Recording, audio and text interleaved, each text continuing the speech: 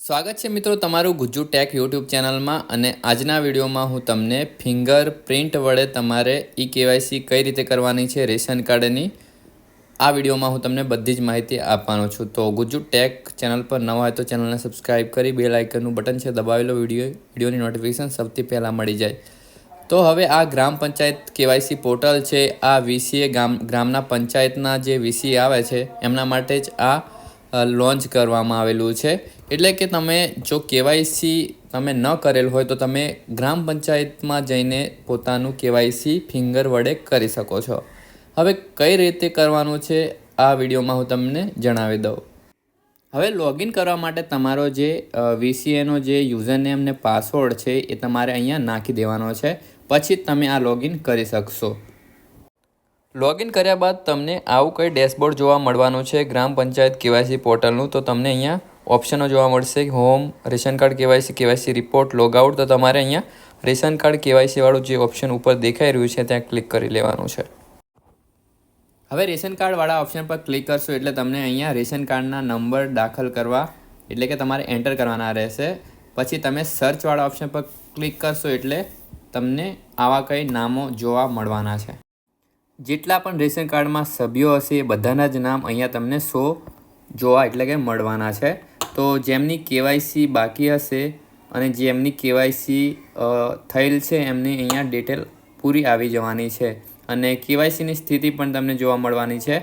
તો અને પોતાનો જે આધાર કાર્ડ નંબર લિંક છે એ પણ તમને અહીંયા જોવા મળવાની છે। તો આપણે કેવાયસી કઈ રીતે કરવાની છે, તો પસંદ કરવાવાળું જે ઓપ્શન દેખાઈ રહ્યું છે ત્યાં ક્લિક કરી લેવાનું છે।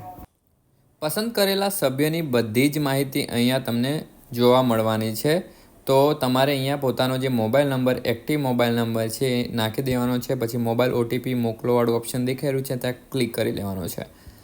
તમારા નંબર પર એક ઓટીપી જનરેટ થવાનો છે, ઓટીપી તમારે નાખી દેવાની છે। ઓટીપી ચકાસોવાળા ઓપ્શન પર ક્લિક કરશો એટલે તમારા જે ઓટીપી છે એ વેરીફાઈડ થઈ જશે। પછી તમે આધાર કેવાયસી માટે જાઓ, એ ઓપ્શન પર તમારે ક્લિક કરી દેવાનું છે। સૌથી પહેલાં તમને ડાબી સાઈડ જે બોક્સ છે એ ટિક કરવાનું રહેશે, પછી આધાર કેવાયસી માટે જવાવાળા ઓપ્શન પર ક્લિક કરવાનું રહેશે। અહીંયા તમારે પ્રોસેસવાળું જે બટન દેખાઈ રહ્યું છે ત્યાં ક્લિક કરવાનું રહેશે।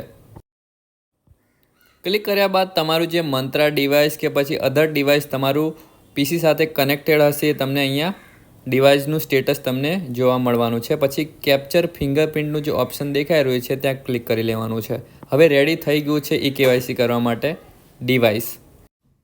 ફિંગરપ્રિન્ટ મૂક્યા બાદ આધારના ડેટા તમને જોવા મળવાના છે, તમારું નામ, એડ્રેસ, પછી ગુજરાતીમાં નામ, પછી તમારો ફોટો, બધું જ માહિતી તમને અહીંયા જોવા મળવાની છે।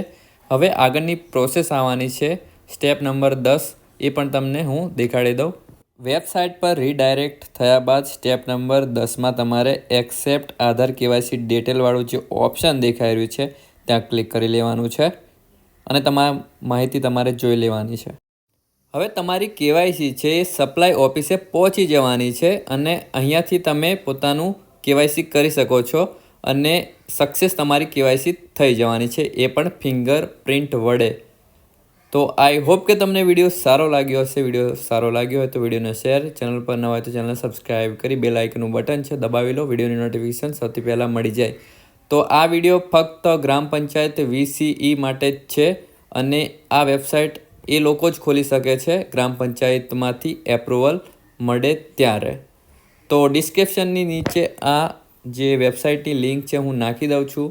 જે લોકો વીસીએનું કામ કરતા હોય તો આ વિડીયો શેર કરીને ચેનલને સબસ્ક્રાઈબ કરી શકે છે।